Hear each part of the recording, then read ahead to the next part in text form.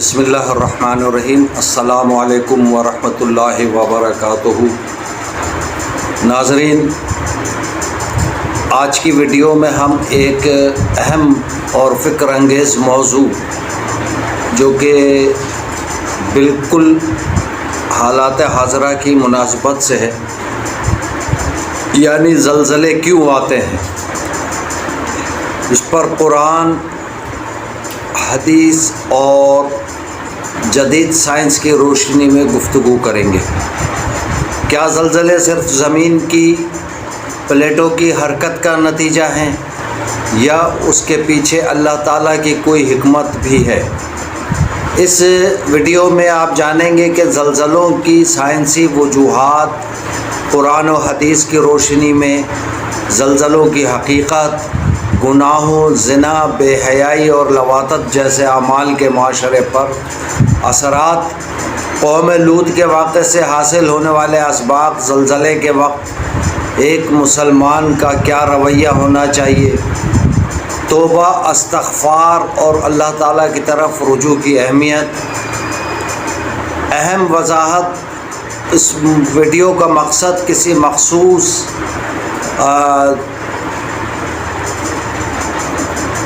زلزلے یا قدرتی آفت کو کسی خاص گناہ کا قطعی نتیجہ قرار دینا نہیں، بلکہ قرآن اور سنت میں بیان کردہ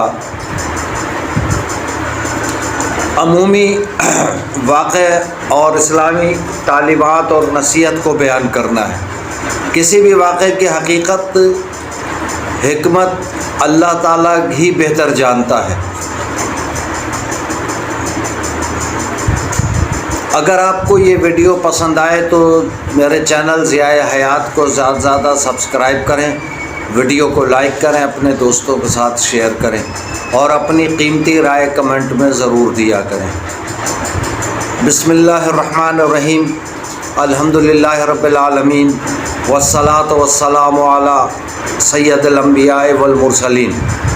ناظرین کرام، آج کا موضوع زلزلے کیوں آتے ہیں۔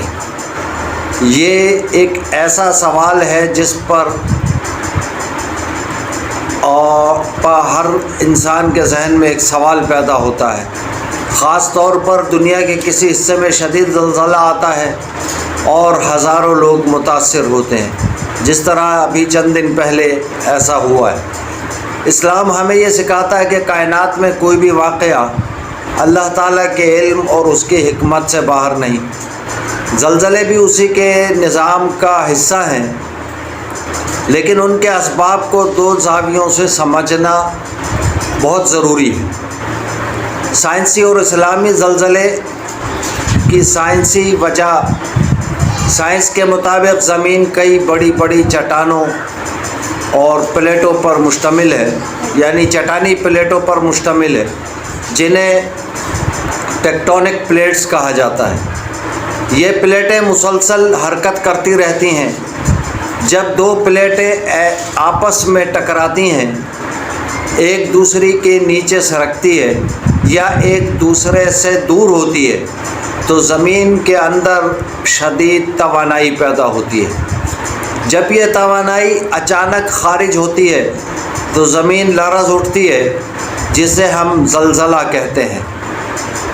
یہ ایک قدرتی نظام ہے جو اللہ تعالیٰ نے زمین میں رکھا ہے تاکہ زمین کا توازن برقرار رہے۔ اسلام زلزلوں کے بارے میں کیا کہتا ہے؟ قرآن مجید میں اللہ تعالیٰ فرماتا ہے اور ہم لوگوں کو ڈرانے کے لیے نشانیاں بھیجتے ہیں۔ اس آیت سے معلوم ہوتا ہے کہ بعض قدرتی آفات انسان کے لیے تنبیہ اور نصیحت بھی ہوتی ہیں تاکہ وہ اپنے رب کی طرف رجوع کریں۔ ایک اور مقام پر اللہ تعالیٰ فرماتا ہے، خشکی اور تری میں فساد ظاہر ہو گیا لوگوں کے اپنے اعمال کی وجہ سے، تاکہ اللہ انہیں ان کے اعمال کا مزہ چکھائے، شاید کہ وہ باز آ جائیں۔ اس آیت سے سبق ملتا ہے کہ انسان کے گناہ اور ظلم بھی اللہ کی ناراضگی کا سبب بن سکتے ہیں۔ کیا ہر زلزلہ عذاب ہوتا ہے؟ یہ بات یاد رکھنی چاہیے کہ ہر زلزلے کو کسی خاص قوم یا فرد کے لیے عذاب قرار دینا درست نہیں۔ کئی مرتبہ زلزلہ مومنوں کے لیے آزمائش ہوتا ہے، ان کے درجات کی بلندی کا ذریعہ بنتا ہے، جبکہ بعض کے لیے تنبیہ اور بعض کے لیے سزا بھی ہو سکتا ہے۔ اصل حقیقت صرف اللہ ہی بہتر جانتا ہے۔ زلزلہ ہمیں کیا پیغام دیتے ہیں؟ زلزلہ انسان کو یاد دلاتا ہے کہ وہ کتنا کمزور ہے۔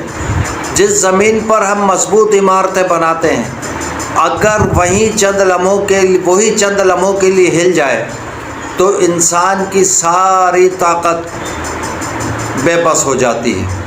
یہ دنیا ہمیشہ رہنے کی جگہ نہیں بلکہ امتحان گاہ ہے۔ پھر زلزلہ آنے پر ہمیں کیا کرنا چاہیے؟ رسول اللہ صلی اللہ علیہ وآلہ وسلم نے مصیبت کے وقت اللہ کی طرف رجوع کرنے کی تعلیم دی۔ زلزلہ آئے تو فوراً اللہ سے توبہ کریں، کثرت سے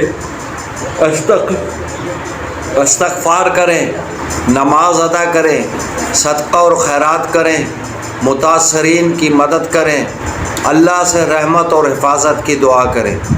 دنیاوی احتیاط بھی ضروری ہے۔ اسلام صرف دعا کی تعلیم نہیں دیتا بلکہ احتیاط کا بھی حکم دیتا ہے۔ اسی لیے مضبوط عمارتیں تعمیر کریں، حفاظتی اصولوں پر عمل کریں، ایمرجنسی کی تیاری رکھیں۔ حکومت اس موقع پر جو ہدایات دے اس پر عمل بھی کریں۔ یہ بھی اللہ پر توکل کا حصہ ہے کہ انسان اسباب اختیار کرے۔ آخرت کا سبق یہ ہے کہ قرآن کریم میں قیامت کے دن کے زلزلے کا بھی ذکر ہے۔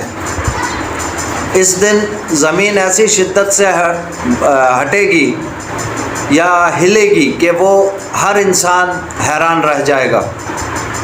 دنیا کے زلزلے بھی ہمیں اس عظیم دن کی یاد دلاتے ہیں کہ ایک دن ہم سب نے اللہ تعالیٰ کے سامنے حاضر ہونا ہے۔ اسی لیے ہمیں اپنی زندگی، اپنے اعمال، اپنی نماز، اپنے اخلاق اور اپنے حقوق العباد یا حقوق اللہ کا جائزہ لیتے رہنا چاہیے۔ ناظرین اکرام، اسلامی تعلیمات میں یہاں یہ بات بیان ہوئی ہے کہ جب معاشروں میں گناہ عام ہو جائے، اللہ تعالیٰ کے احکام کی کھلم کھلا نافرمانی ہونے لگے، ظلم، فحاشی، زنا، لواطت اور دیگر برائیاں پھیل جائیں تو یہ اللہ تعالیٰ کی ناراضگی کا سبب بن سکتی ہیں۔ قرآن کریم میں قوم لوط کا واقعہ بیان کیا گیا ہے، جنہوں نے لواطت جیسے سنگین گناہ کو عام کیا اور اللہ تعالیٰ کے رسول کی نافرمانی کی۔ بالآخر اللہ تعالیٰ نے ان پر ایسا عذاب نازل فرمایا کہ ان کی بستیاں الٹ دی گئی اور ان پر پتھروں کی بارش برسائی گئی۔ اسی طرح احادیث مبارکہ میں بھی یہ مضمون ملتا ہے کہ جب کسی قوم میں بے حیائی اور زنا اعلانیہ عام ہو جائیں تو ان پر مختلف قسم کی آفات، بیماریاں اور مصیبتیں نازل ہو سکتی ہیں۔ لہٰذا ایک مسلمان کو چاہیے کہ وہ زنا، بدکاری، بے حیائی اور ہر قسم کی نافرمانی سے خود بھی بچے اور اپنے معاشرے کو بھی ان برائیوں سے بچانے کی کوشش کرے۔ البتہ یہ بات بھی یاد رکھنی چاہیے کہ کسی مخصوص زلزلے یا قدرتی آفت کے بارے میں یہ دعویٰ کرنا کہ یہ لازماً فلاں گناہ کی وجہ سے آئی ہے، درست نہیں۔ اس کا یقینی علم صرف اللہ تعالیٰ کو ہے۔ ہمارے لیے اصل سبق یہ ہے کہ ہر مصیبت کو اپنی اصلاح، توبہ، استغفار اور اللہ تعالیٰ کی طرف رجوع کا موقع سمجھے۔ اللہ تعالیٰ ہمیں تمام ظاہری اور باطنی گناہوں سے محفوظ فرمائے، ہمارے معاشرے کو پاکیزگی عطا فرمائے اور ہر قسم کی آفات اور مصائب سے اپنے رحمت کے سائے میں محفوظ رکھے۔ آمین یا رب العالمین۔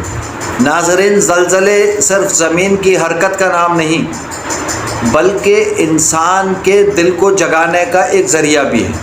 سائنس ہمیں ان کی ظاہری وجہ بتاتی ہے جبکہ اسلام ہمیں ان سے حاصل ہونے والا سبق سکھاتا ہے۔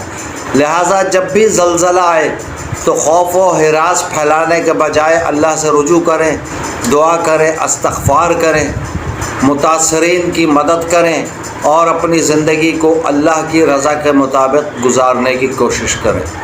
اللہ تعالی ہمیں ہر قسم کی آفات سے محفوظ فرمائے، ہمیں اپنے گناہوں سے سچی توبہ کرنے کی توفیق عطا فرمائے اور دنیا اور آخرت میں اپنی رحمت نصیب فرمائے۔ آمین یا رب العالمین بجاہ سید المرسلین۔